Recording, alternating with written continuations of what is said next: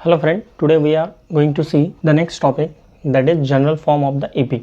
What is general form of AP? अब तक हमने देखा कि AP क्या होता है। AP के पहले हमने सीक्वेंस क्या होता है, सीक्वेंस देख लिया। फिर बाद में अरिथमेटिक प्रोग्रेशन क्या होता है वो भी हमने समझ लिया। फिर अब हम देखेंगे general term of AP। So what is general term of AP? सो एक बार हम AP को रिवाइज कर लेंगे। AP मतलब क्या होता है, an arithmetic progression is the list of a number in which the each term is obtained by adding a fixed number to the preceding term except the first term, है ना। जैसे अब AP मतलब क्या होता है कि this is nothing but the list of a number, एक नंबर की लिस्ट होती है और उसमें हम क्या करते हैं तो we just add the number, we just add the fixed number और इसी फिक्स नंबर को हम कॉमन डिफरेंस कहते हैं। क्या कहते हैं हम इसको? Common difference. So common difference में भी नेगेटिव, कॉमन डिफरेंस हमने देखा कि वो नेगेटिव भी हो सकता है, नेगेटिव नंबर हो सकता है, it may be the positive number और इट मे बी ज़ीरो, है ना। एक नंबर ऐड होता है तो हम एग्जाम्पल लेंगे, बहुत ही सिंपल एग्जाम्पल ले लेंगे। जैसे अगर मैंने लिया कि ये 2, 4, 6, 8, 10, ठीक है। इस तरीके से ये हमने AP फॉर्म किया है या हमने एक AP का एग्जाम्पल लिखा है कि 2, 4, 6, 8, 10। तो इसमें अब हमें क्या दिख रहा है कि ये जो नेक्स्ट टर्म है, जैसे अगर हम इसे कहेंगे टर्म, हाँ हमने टर्म भी देखा था। What is mean by term? The each number in the list is called term. Now this is the first term, this is second term, third term, fourth term, fifth term और ऐसी infinite terms है। तो this is infinite AP, है ना। अब इसमें हमें दिया है कि फर्स्ट टर्म है 2, नेक्स्ट टर्म हमें मिलती है 4, उसके बाद नेक्स्ट टर्म हमें मिलती है 6, फिर नेक्स्ट टर्म हमें मिलती है 8। इस तरीके से टर्म मिल रही है। तो इस टर्म में एक फिक्स नंबर ऐड हो रहा है ना। जैसे 2 में अगर हमने 2 प्लस किया so we get the 4, then again 2 plus अगर किया तो वी गेट 6, अगेन अगर हमने 2 प्लस किया तो 8 प्लस 2 10। तो इस तरीके से we will find the difference between the two term is constant और फिक्स, है ना। एक फिक्स नंबर ऐड हो रहा है, दैट इज 2, 2 एंड 2। अब जनरल फॉर्म कैसा होता है? AP का जनरल फॉर्म क्या होता है? तो फर्स्ट टर्म इन AP,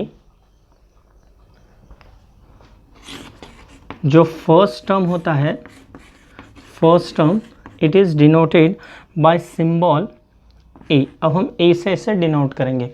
तो ये होगी फर्स्ट टर्म, हमारी फर्स्ट टर्म है A, है ना। A is the first term. फिर हमें जो सेकेंड टर्म मिलती है ना, A2, या इसे हमारा A1, ये A2, A3, इस तरीके से। तो ये सेकंड टर्म कैसी फॉर्म होगी? सेकंड टर्म कैसी फॉर्म मिल होगी यहाँ पे कि इन केस अगर हमने देखा कि यहाँ पे हो रहा है A प्लस D, है ना। A प्लस D मतलब क्या होता है? A मतलब हमारी फर्स्ट टर्म और उसमें अगर हमने डिफरेंस, ये जो डिफरेंस आ रहा है 2 का, इन दोनों का सम किया तो हमें मिल रही है सेकेंड टर्म। नेक्स्ट हमें मिलेगी A plus 2D। What is A plus 2D? तो ये थर्ड टर्म। अब हम थर्ड टर्म चेक करेंगे। जैसे फर्स्ट टर्म हम देखेंगे कि क्या दिया है, A plus 2D। So A plus 2D को हम लेंगे A plus 2D। What is A? A is the first term, that is 2 plus हमें करना है 2 मल्टीप्लाइड बाय डिफरेंस कितना है हमारा 2 का, so that is 2 is equal to 2 plus 2, this is 4, 4 plus 2 we get next term, that is third term. Okay, so इस तरीके से अब फोर्थ टर्म हमें कैसे मिलेगी? A plus 3D। उसके बाद नेक्स्ट टर्म कैसे मिलेगी? A plus 4D। तो इस तरीके से एक पैटर्न फॉर्म हो गया, या इस तरीके से ये वर्क करेगा। This is nothing but the general form of AP। मतलब जनरल फॉर्म क्या रहेगा? A मतलब first term, A plus D second term, A plus 2D third term, A plus 3D that is fourth term. अगर मैंने कहा कि हमें find करना है जैसे 17 टर्म, है ना, 17 टर्म, तो 17 टर्म हम किस तरीके से लिखेंगे? तो A plus 16D, am I right? देखो यहाँ पे सेकेंड टर्म है, ये थर्ड टर्म में हम क्या लिख रहे हैं? 2 ले रहे हैं। फोर्थ टर्म में क्या आ रहा है? 3 आ रहा है। फिफ्थ टर्म में 4। तो 17 टर्म में क्या होगा? A plus 16D। This is the general form of AP। अब हम देखेंगे कि नया फॉर्मूला AP का फॉर्मूला किस तरीके से डिराइव होता है, या एक फॉर्मूला हमें दिया है, हम वो भी देखेंगे।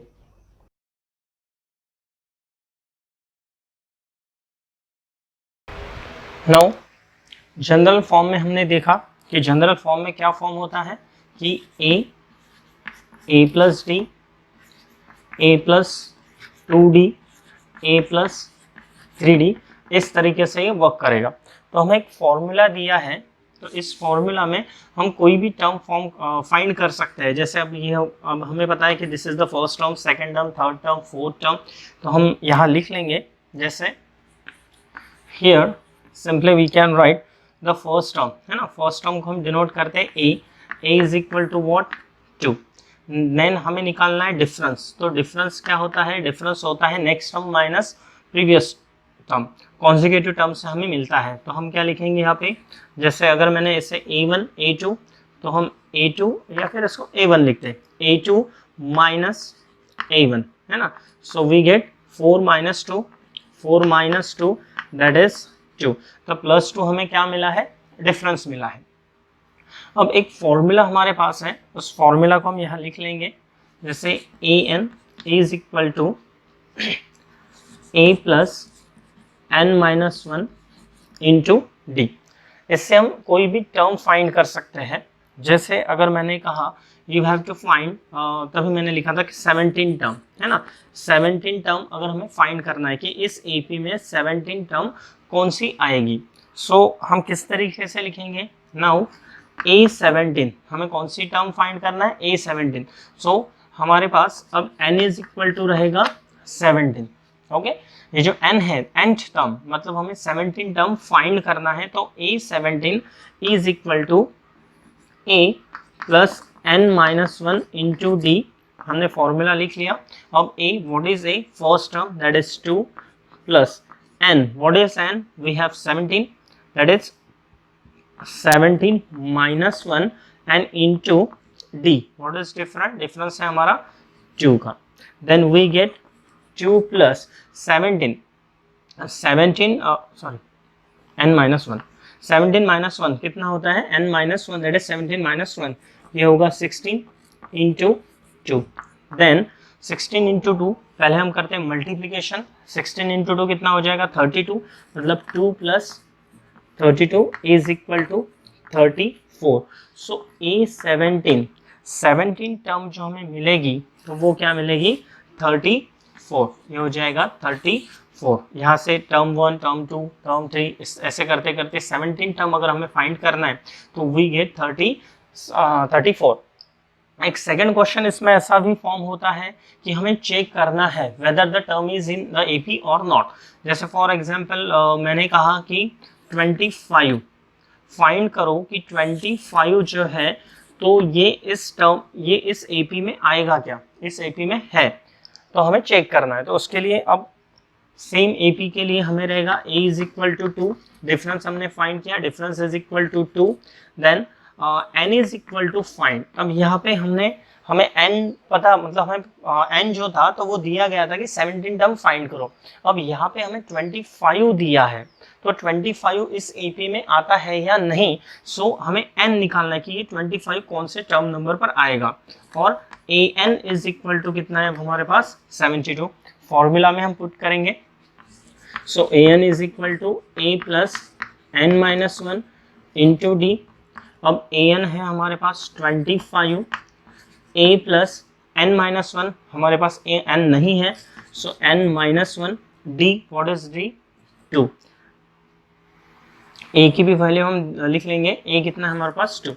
सो 25 is equal to 2 plus bracket solve करेंगे, है ना, 2 into n that is 2n, और यहाँ पे हो जाएगा 2 into negative 1 that is negative 2।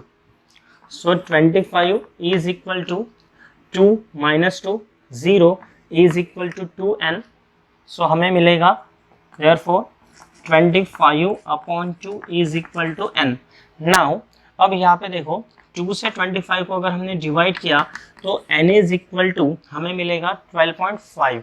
सो कोई भी टर्म, जैसे अगर ये टर्म है, यहाँ पे ध्यान में रखना है, एक पॉइंट हमें याद रखना है कि कोई भी टर्म अगर हमारे पास आती है तो वो हमेशा नेचुरल नंबर होनी चाहिए। क्या होनी चाहिए, नेचुरल नंबर, क्योंकि नेचुरल नंबर अगर नहीं है तो इसका मतलब क्या हुआ कि 25 इस एपी में नहीं आएगा, 25 इस एपी में नहीं आएगा।